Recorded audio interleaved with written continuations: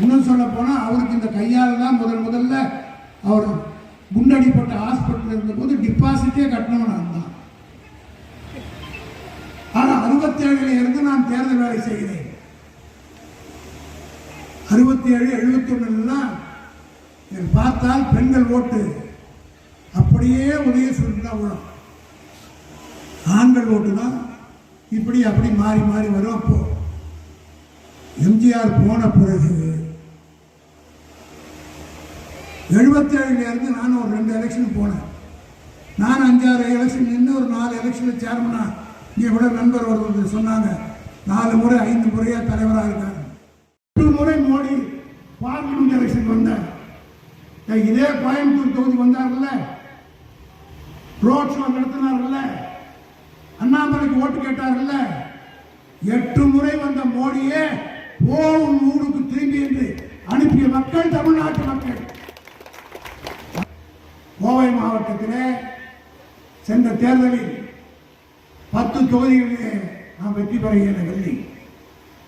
ஆனால் இந்த மாவட்டத்தினுடைய இந்த மண்டலத்தினுடைய பொறுப்பாளராக செந்தில் பாலாஜி அவர்களை தலைவர் அவர்கள் நியமித்த பிறகு வருவதற்கு முன்பாக 8 தொகுதியை தான் திமுக வெற்றி பெற்றிருந்தது.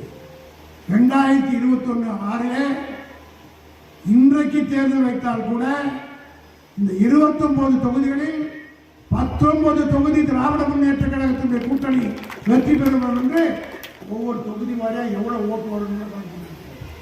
7வது முறையாக திமுக ஆட்சிக்கு வரும்.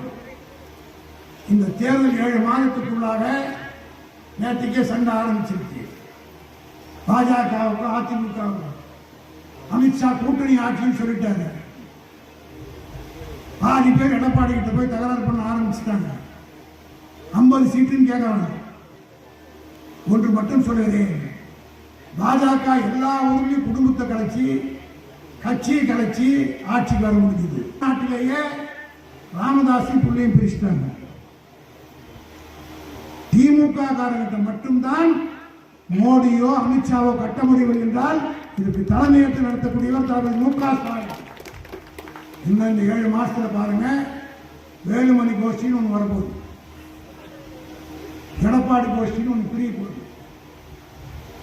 இதெல்லாம் நடக்க போகுது.